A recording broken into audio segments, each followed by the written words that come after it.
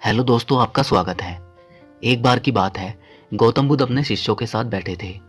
उसी समय राजा अजातशत्रु वहां पहुंचे और बुद्ध से कहने लगे, हे बुद्ध, जब से मैं आपका शिष्य बना हूं, हर कोई मेरा शोषण कर रहा है। आपका शिष्य बनने से पहले सभी लोग मुझसे डरते थे, क्योंकि उस वक्त मैं बहुत कठोर हुआ करता था और मैं किसी को मौत की सजा देने से पहले एक बार भी नहीं सोचा करता था। लेकिन आपका शिष्य बनने के बाद मेरा किसी को दंड देने का मन नहीं करता और ना ही मुझे गुस्सा आता है। मैं शांत हो गया हूँ और सभी को दया भावना से देखता हूँ। लेकिन कुछ लोग मेरे इस बदलाव का अनुचित लाभ उठा रहे हैं और इसने मेरे राज्य के लोगों को एक तरह से खतरे में डाल दिया है। कृपया आप मुझे बताएं कि मुझे अब क्या करना चाहिए। राजा अजातशत्रु की यह बात सुनकर गौतम बुद्ध उन्हें एक कहानी सुनाते हैं और कहानी कुछ इस प्रकार है। एक बार एक बड़े पेड़ के नीचे एक जहरीला सांप रहता था। पेड़ एक गांव के पास एक कोने में हुआ करता था, जहां अक्सर सुबह शाम लोग बैठक लगाते थे और खूब बातें करते थे।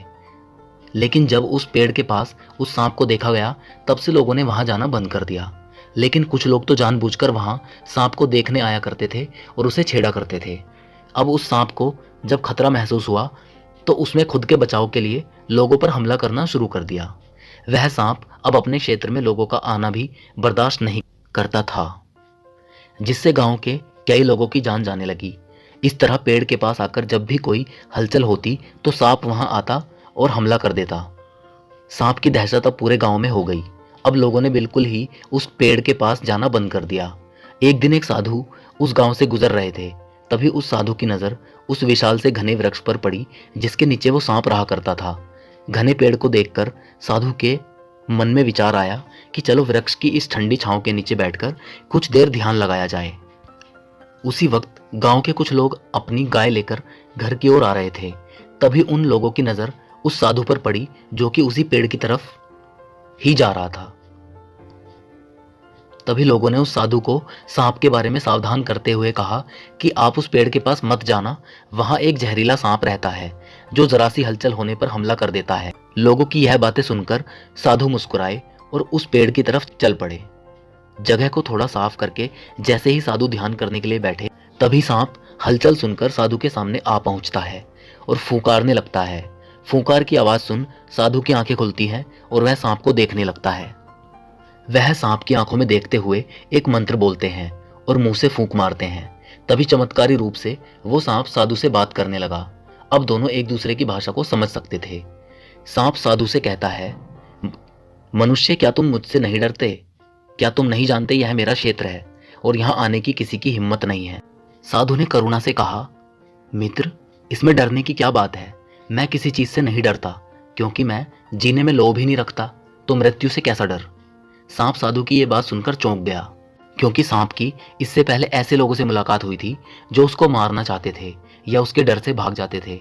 लेकिन अब वह ऐसे व्यक्ति से कभी नहीं मिला था जो उससे नहीं डरता। सांप साधु से इतना प्रभावित हुआ कि वह साधु के चरणों में पड़ गया और बोला, हे प्रभु, आप बिल्कुल सही कर रहे हैं, सही कह रहे हैं। आज तक मैंने जो भी कुछ किया है अपनी जान बचाने के लिए किया है।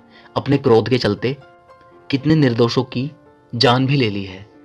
इसके बाद साधु सांप को बहुत सी बातें समझाकर वहां से चला गया।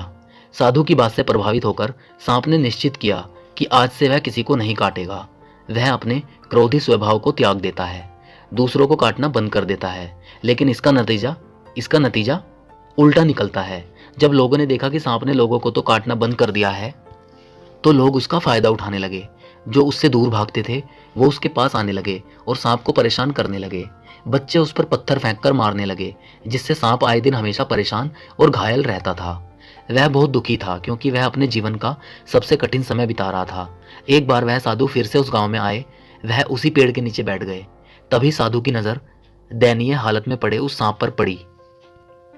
तो उस साधु ने उस सांप से पूछा कि मित्र, तुम्हारी ये हालत कैसे हो गई? तुम इतने घायल और इतने दयनीय स्थिति में कैसे आ गए? सांप ने कहा, जब से आपने मुझे अपने हिंसक स्वभाव को छोड़ने के लिए कहा, तब से मैंने निश्चय किया कि अब मैं किसी पर हमला नहीं करूंगा।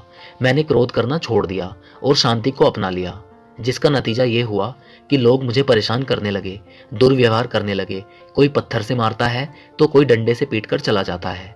सांप की बात सुनकर साधु ने कहा, मित्र, मैंने तुमसे कहा था कि बेवजह दूसरों को मत काटो, लेकिन मैंने तुम्हें तुम्हारी आत्मरक्षा के लिए हमला करने से नहीं रोका था। कहानी सुनाने के बाद बुद्ध ने राजा से कहा, हे राजन, तुमने भी मेरी बात गलत तरीके से अपनाई है। आप एक राजा हैं, अतः पूर्ण रूप से साधु की तरह व्यवहार करना आपको खतरे में डाल सकता है।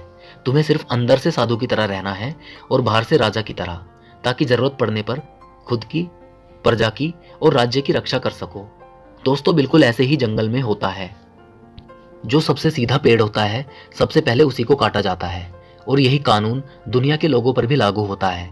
अच्छे भोले लोगों का खूब फायदा उठाया जाता है। अच्छे लोगों को जिंदगी में अनेकों दुखों का सामना करना पड़ता है, इसीलिए कभी किसी को अपना फायदा मत उठाने दो। लोगों को उनकी मर्यादा में रखने के लिए खुद को परिस्थिति के अनुसार बदलना सीख जाइए, अन्यथा आपका हाल भी उस राजा और उस सांप की तरह हो जाएगा।